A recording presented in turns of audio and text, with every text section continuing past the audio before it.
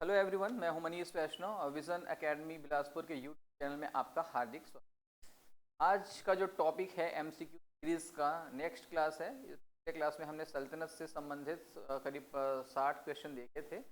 अभी हम मुगल काल से संबंधित 50 प्रश्न लेके आए हैं और ये आपके सब इंस्पेक्टर की परीक्षा के लिए, एसआई परीक्षा के लिए अत्यंत महत्वपूर्ण है। चलिए स्टार्ट करते हैं। All the best. पहला प्रश्न है, मिनहाज उस सिराज द्वारा रचित तबकाते नासरी मुख्यतः किस काल के इतिहास का स्रोत है। अब यहाँ पे ध्यान देना कि मिनहाज उस सिराज ये आपको समझ आ रहा है कि नहीं। तबकाते नासरी, तबकाते नासरी वास्तव में क्या था। तबकाते नासरी जो है वो किसके बारे में बताया गया था। इल्तुतमिश का एक पुत्र था। देखो, इल्तुतमिश जो है वो कौन है। इल्तुतमिश गुलाम वंश का शासक है। इल्तुतमिश गुलाम वंश का शासक है। अब इल्तुतमिश का एक पुत्र था नसरुद्दीन मोहम्मद, नासिरुद्दीन।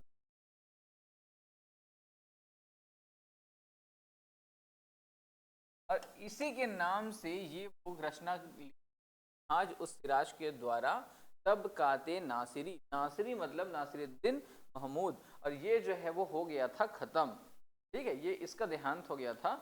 के देहांत होने के बाद एक सुल्तान गढ़ी का मकबरा भी बनवाता है, याद में बनवाया जाता है। ठीक है, ये आप लोग को याद रहेगा। पहला प्रश्न जो है उसका उत्तर है गुलाम वंश या दास वंश, को मामलुक वंश भी कहा जाता है। मामलुक वंश, तो आपको ये याद होना चाहिए।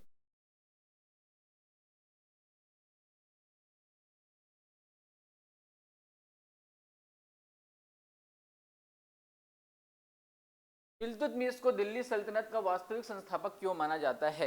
इल्तुतमिश को वास्तविक संस्थापक क्यों बोलते हैं। देखो, पहला अगर देखें हम लोग दिल्ली सल्तनत, तो उसके बाद जो है वो गुलाम वंश से, गुलाम वंश का जो संस्थापक है वो है कुतुबुद्दीन। लेकिन कुतुबुद्दीन ऐबक गौरी जो है, मोहम्मद गौरी का जो है वो शिष्य था, चेला था, दास था।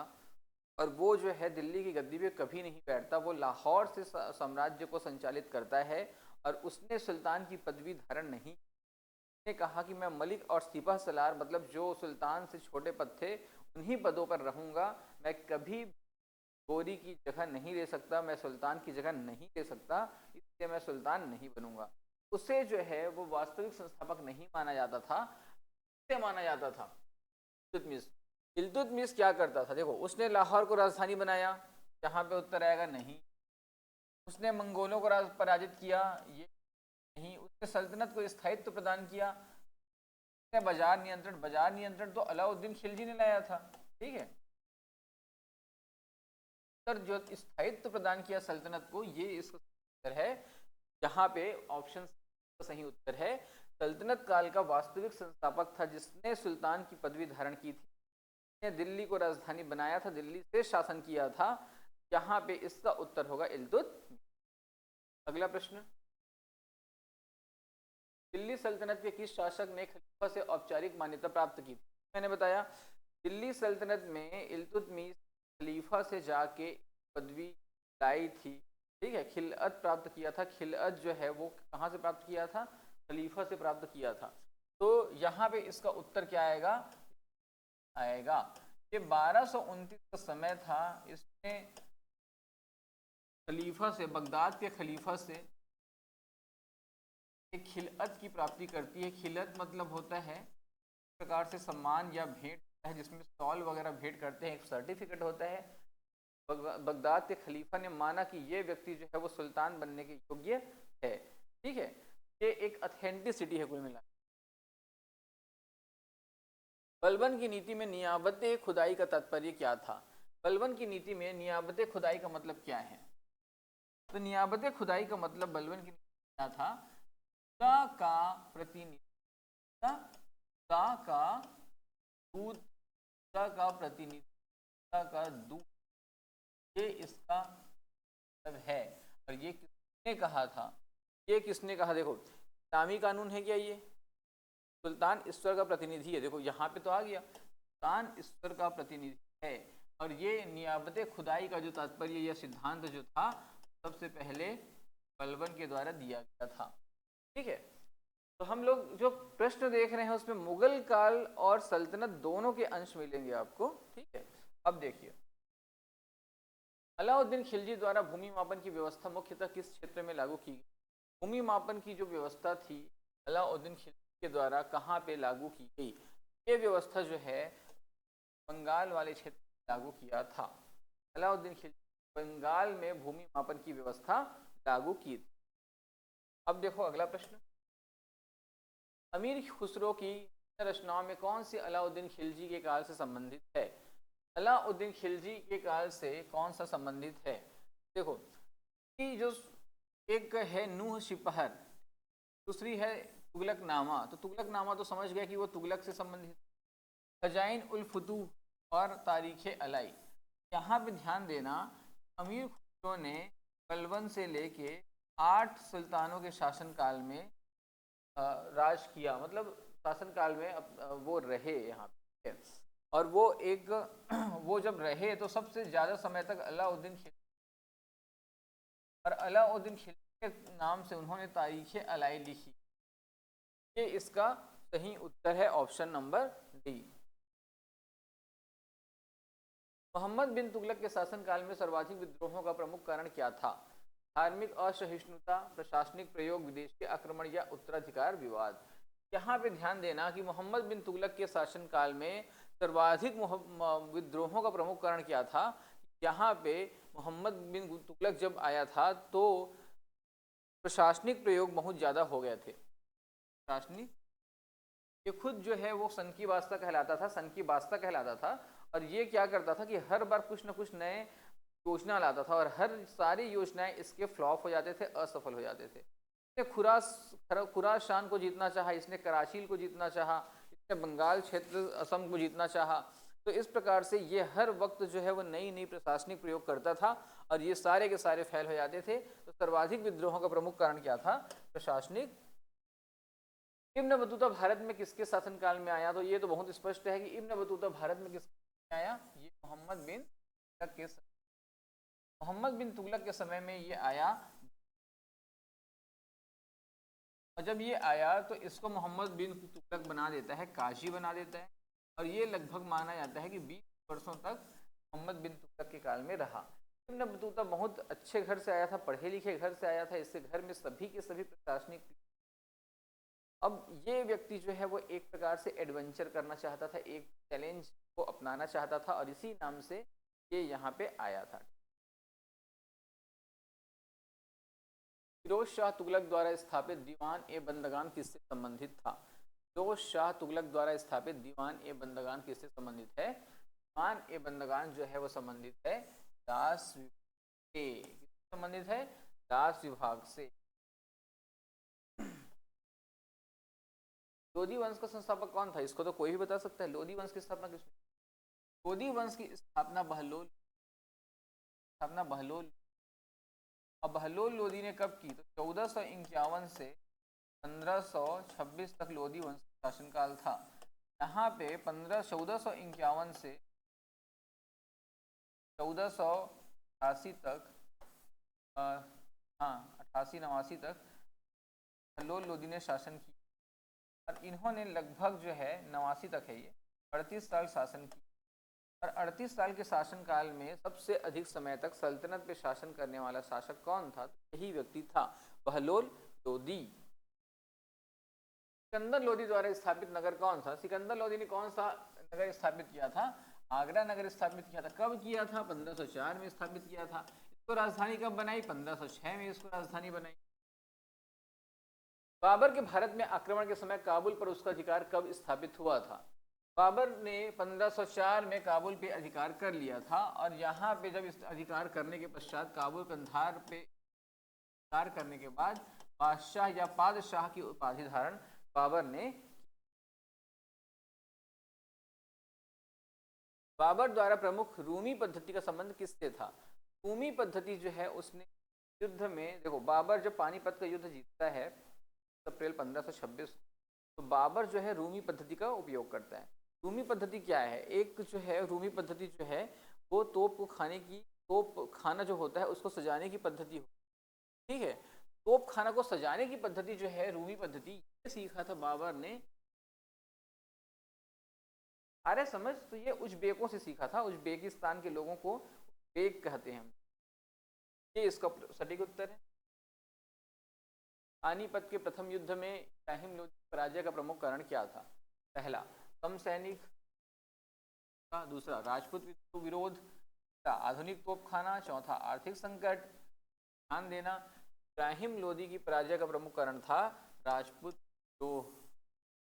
आपको पता होना चाहिए कि राणा सांगा जो है और इसके साथ में चाचा और पंजाब का गवर्नर मतलब दौलत खान और आलम खान लोदी जो इसका चाचा था, तीनों के तीनों जो हैं चाहते नहीं इब्राहिम लोदी यहाँ पे दिल्ली पे राज करे, और इसीलिए ये तीनों के तीनों ने दूत भेजा बाबर को यहाँ पे दिल्ली पे आक्रमण करने। तो बाबर पे जब आक्रमण होता है 21 अप्रैल 1526 को, तो बाबर ने आक्रमण किया, तो बाबर ने इन तीनों शक्तियों को पराजित कर दिया। लेकिन ध्यान देना है कि ये तीनों शक्तियां जो हैं वो इब्राहिम लोदी को सपोर्ट कर रही थी बाहर से, इनडायरेक्टली, प्रत्यक्ष रूप से कोई सामने नहीं आ रहा था। ठीक है, तो बाबर का युद्ध जो है इब्राहिम लोदी के साथ होता है और वो इब्राहिम लोदी पराजित हो जाता है। खानवा युद्ध के बाद बाबर ने कौन सी उपाधि धारण की? तो खानवा का युद्ध जो है वो राणा सांगा के साथ हुआ था बाबर का। राणा सांगा जो है वो पराजित हो जाता है खानवा के युद्ध में, और बाबर ने उपाधि धारण की गाजी की। और इसी युद्ध के पश्चात बाबर ने जो है वो जिहाद का नारा दिया था। जिहाद का मतलब धर्म युद्ध का नारा दिया था। इसको आप लोगों को याद रखना है। बाबरनामा का फारसी भाषा में अनुवाद किसने कराया? बाबरनामा जो है, बाबरनामा देखो, बाबरनामा जो है वो क्या है? तुजुके बाबरी को बोलते हैं, के बाबरी का फारसी भाषा में अनुवाद किसने किया? फारसी में, तो इसका फारसी में अनुवाद किया पायंदा खान और अब्दुल रहीम खान खाना के द्वारा। खान और खान खाना के द्वारा किया गया। आप लोगों क्लास ना उस क्लास में हो, बैठे रहो, सर आ जाएंगे तो चले जाना। तुझके बाबरी फारसी पायंदा खान अब्दुल रहीम खान खाना, तो पायंदा खान और अब्दुल रहीम खान खाना के द्वारा फारसी भाषा में। अब यहाँ पे अंग्रेजी अनुवाद भी इसका हुआ। अंग्रेजी अनुवाद एस बेवरीज नाम की मैडम ने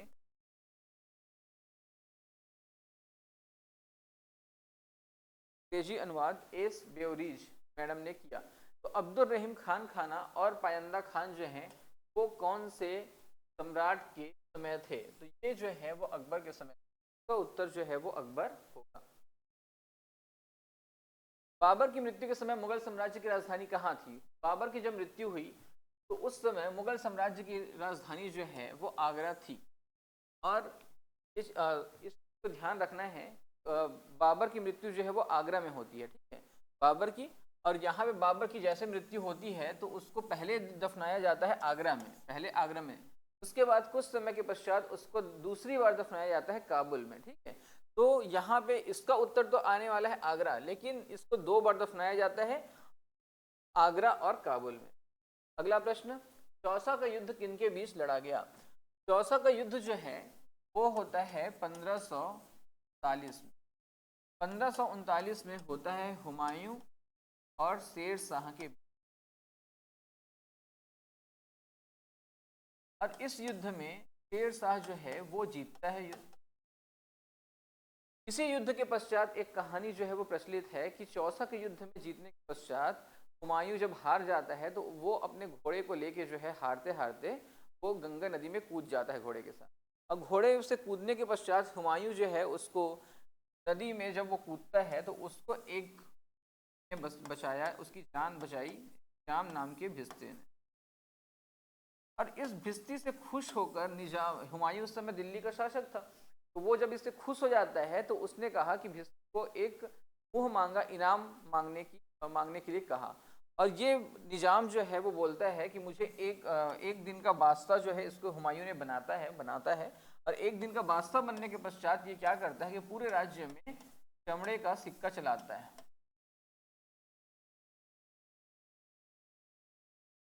इसका उत्तर क्या होगा? हुमायूं और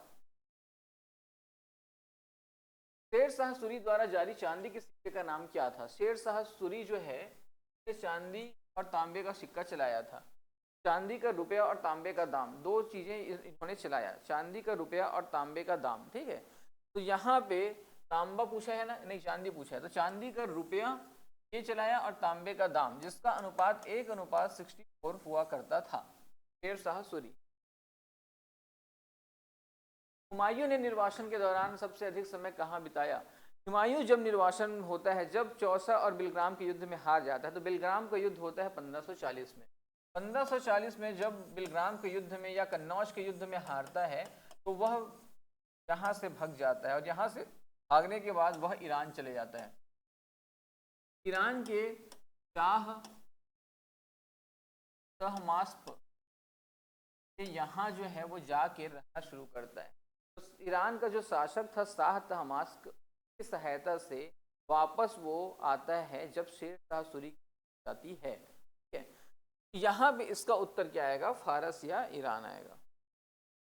हुमायूं ने दिल्ली पर पुनः अधिकार किस वर्ष प्राप्त किया? हुमायूं ने पुनः अधिकार जो किया तो वो समय था 1555 में मच्छीवाड़ा का युद्ध होता है, और इस युद्ध के पश्चात हुमायूं जो है फिर से दिल्ली पे अधिकार करता है।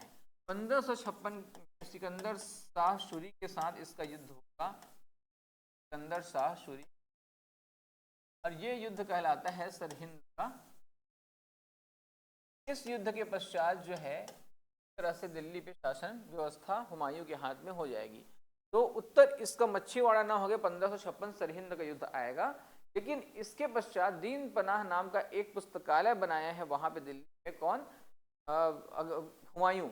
हुमायूं जो है दीन पनाह महल बनवाया हुआ है, उसी में एक पुस्तकालय है। उस पुस्तकालय में एक सीढ़ी है, पुस्तकालय की सीढ़ी से गिर के जो है उसकी मौत जो है वो हो जाती है। ठीक, तो ये चीज को भी ध्यान रखना है। अकबर का अभिभावक और संरक्षक कौन था? अकबर का अभिभावक और संरक्षक बैरम खान था। बैरम खान के समय ही बैरम खान हुमायूं का बहुत खास था। 1556 में जब अकबर गद्दी पे बैठा तो वह केवल 13 वर्ष और 6 महीने का था, मतलब बहुत छोटा था। तो बैरम खान ने ही उसको संरक्षण दिया, और 1556 से 1560 तक का समय था जब उसने ग्वालियर और जौनपुर जैसे क्षेत्रों को जीता। उस समय पे भी बैरम खान ने ही संरक्षण दिया था। ये याद रखना है, याद रखना है। अगला प्रश्न, पानीपत के दूसरे युद्ध में हेमू को किसने घायल किया? पानीपत के द्वितीय युद्ध में ये हुआ था 1556 में, और ये हुआ था अकबर और हेमू विक्रमादित्य के। यहाँ पे ध्यान देना कि किसने घायल किया, तो इसका उत्तर जो है बैरम खान नहीं होगा, लेकिन इसका बैरम खान ही इस समय में लड़ रहा था। के पक्ष से लड़ने वाला कौन था? अकबर के पक्ष से बैरम खान, और अगले पक्ष में कौन था? हेमू विक्रमादित्य। हेमू के बारे में कहा जाता है कि हेमू 24 युद्धों में से 22 युद्ध जीतता है जीवन काल में, केवल 2 युद्ध हारता है। और यहाँ पे जब ये युद्ध अपना जीवन का अंतिम लड़ाई लड़ते रहता है तो ये इस युद्ध को जीतते रहता है, लेकिन वो हाथी पे बैठा है। हाथी पे बैठा रहता है तो एक तीरंदाज जो है उसको तीर मारता है, और तीर जो है उसके हेमू के आंख में लगती है और वह हाथी से गिर जाता है। तो इस प्रकार उसको जान से फिर बैरम खान ने मार दिया। लेकिन यहाँ पे घायल किसने किया? तो एक तीरंदाज ने इसको घायल किया। ये इसका सही उत्तर हो। अकबर ने जजिया कर कब समाप्त किया? अकबर ने जजिया कर कब समाप्त किया? जजिया कर कब समाप्त किया? देखो, जजिया कर को अकबर ने कब समाप्त किया है? 1564। 1562 में दास प्रथा को अंत किया है। 1562 में 1563 में तीर्थ यात्रा कर, और 1564 में जजिया कर क्या है? जजिया कर गैर मुसलमानों से लिया जाने वाला धार्मिक कर है। गैर मुसलमानों से लिया जाने वाला एक प्रकार का धार्मिक कर कहलाता है जजिया कर। तीर्थ यात्रा कर समाप्त करने वाला मुगल शासक कौन था? तो अभी मैं बताया कि 1563 में 1563 में क्या किया है? अकबर ने तीर्थ यात्रा कर भी समाप्त की। मजहर की घोषणा किस वर्ष की गई? मजहर की घोषणा क्या थी? मजहर देखो 1575 में अकबर ने इबादत खाने की स्थापना की। इबादत खाने की जहाँ पे स्थापना की तो वहाँ पे सभी धर्म के लोगों को, सभी धर्म के जो गुरु थे, सभी धर्म के जो संत थे, उनको वहाँ पे आमंत्रित किया जाता था और वहाँ पे उनके बीच जो है सभी धर्मों से डिबेट की तरह होता था, तर्क तार्किक एक डिबेट होता था, संवाद होता था और सभी धर्म में जो जो अच्छी बातें थी उसको जो है वो अपनाने की बात की जाती थी। यहीं पे जब सभी धर्मों में कुछ विरोध होता था, कुछ गतिरोध होता था या सामंजस्य की स्थिति नहीं होती थी तो उसके लिए अकबर ने मजहर की घोषणा की थी और मजहर की घोषणा इन्होंने 1579 में मजहर के हिसाब का प्रारूप जो है वो बनाया था, प्रारूप या ड्राफ्ट बनाया था शेख मुबारक ने। शेख मुबारक जो है वो अकबर के 9 रत्न फैजी के पिता थे, फैजी के पिता थे। शेख मुबारक ने ड्राफ्ट बनाया था मजहर का और इसके अनुसार कोई भी चीज़ में अगर गतिरोध होगा, धार्मिक चीज़ में, इबादत खाने में, तो वहाँ पे फैसला कौन लेगा, तो अकबर जो है उसका फैसला करेगा। यही इस मजहर में बताई गई। अकबर द्वारा स्थापित इबादत खाना का प्रारंभिक उद्देश्य क्या था? अकबर ने जो इबादत खाना स्थापित किया वह सभी धर्मों की सभा थी, केवल सूफी संतों की बैठक थी, मुस्लिम विद्वानों की धार्मिक चर्चा थी या न्यायालय? मैंने इसको अभी बताया। इबादत खाने की स्थापना 1575 में अकबर ने की और सभी धर्मों की एक प्रकार से सभा होती थी।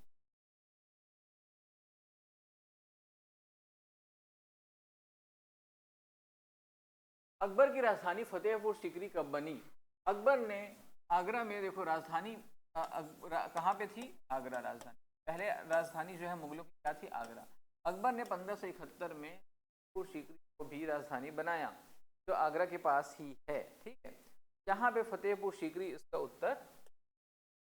अकबर के 9 रत्नों में से कौन से सैन्य नेतृत्व के लिए प्रसिद्ध था? तो आपको पता है कि बीरबल जो है उसे कविराज बोलते थे, कविराज। टोडरमल जो है भू राजस्व व्यवस्था के लिए जाना जाता था, तहसाला पद्धति। और इसका उत्तर होगा मान सिंह, जो हल्दी घाटी के युद्ध अकबर के साथ में शामिल हुआ। इसका सही उत्तर है मान सिंह, ठीक है। एक फैजी भी है, फैजी इसका नहीं होगा। तहसाला प्रणाली किस वर्ष लागू की गई? तहसाला प्रणाली 1580 में लागू की गई। यह जो है वो टोडरमल के द्वारा लागू की गई। इस समय क्या हुआ कि टोडरमल जब दहसाला पद्धति होती क्या है? दहसाला पद्धति ये होता है कि 10 साल का, देखो खेती के दौरान क्या होता है कि हर वर्ष पानी नहीं, मौसम जो है वो बहुत बार सूखा हो जाता है तो अकाल पड़ जाता है। अकाल पड़ता है तो उत्पादन अच्छा नहीं हो पाता। जब उत्पादन अच्छा नहीं हो पाता तो क्या होता है कि लगान जो है वो किसान दे नहीं पाते। तो इसी वजह से टोडरमल ने ये कहा था, दहसाला पद्धति लाई थी। उसके अनुसार, दहसाला पद्धति के अनुसार 10 साल के औसत उत्पादन के आधार पर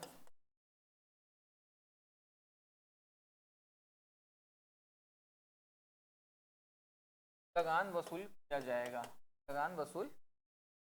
ये पद्धति लाई गई थी अकबर के राज्याभिषेक के 24वें वर्ष में। तब 1556 से आप 24 गिनोगे तो 1580 इसका, सॉरी,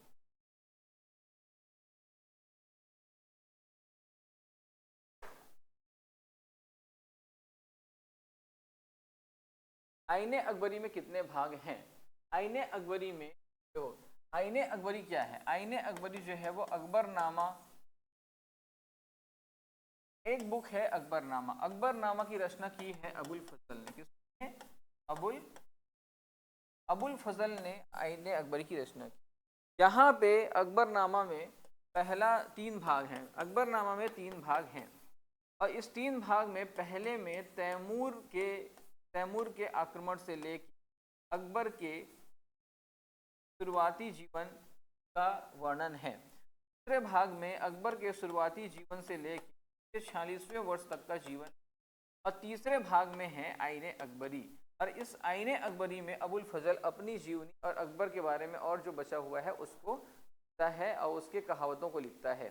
तो यहाँ पे ध्यान देना कि जो आईने अकबरी है उसके भाग हैं 5। यहाँ पे पूछा है आईने अकबरी में कितने भाग हैं। आईने अकबरी में है 5 भाग। अकबर द्वारा गुजरात विजय का प्रमुख आर्थिक लाभ क्या था। अकबर ने जब गुजरात विजय किया था 1572 का समय था, 1572 में उसने गुजरात विजय किया था और वहाँ पे समुद्री, देखो, कपास उत्पादन, घोड़े की आपूर्ति, नमक व्यापार, समुद्री व्यापार पर नियंत्रण। तो यहाँ पे माना जाता है कि 1572 में अकबर ने पहली बार गुजरात देखा, गुजरात में समुद्र देखा था। इससे पहले अकबर समुद्र कभी नहीं देखा और पुर्तगाली जो यात्री उसके पास आते हैं तो उनके द्वारा उसको ले जाते हैं गुजरात, और गुजरात विजय में ही वो देखता है पहली बार समुद्र।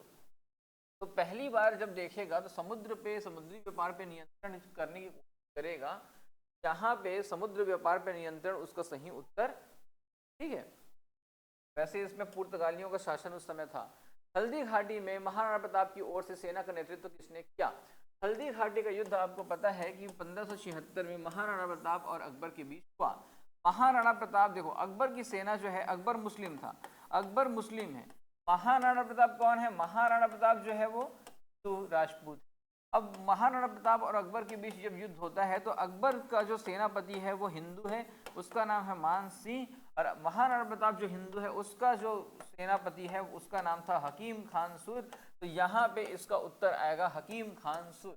और इस युद्ध में जो है महाराणा प्रताप का राजधानी था मेवाड़ मेवाड़ की राजधानी कुंभलगढ़ थी, चित्तौड़ की राजधानी कुंभलगढ़ थी। कुंभलगढ़ जो है या चित्तौड़ को ये देने के लिए बिल्कुल मना कर देता है, अपने जीते जी बिल्कुल नहीं दूंगा, और होता भी यही है।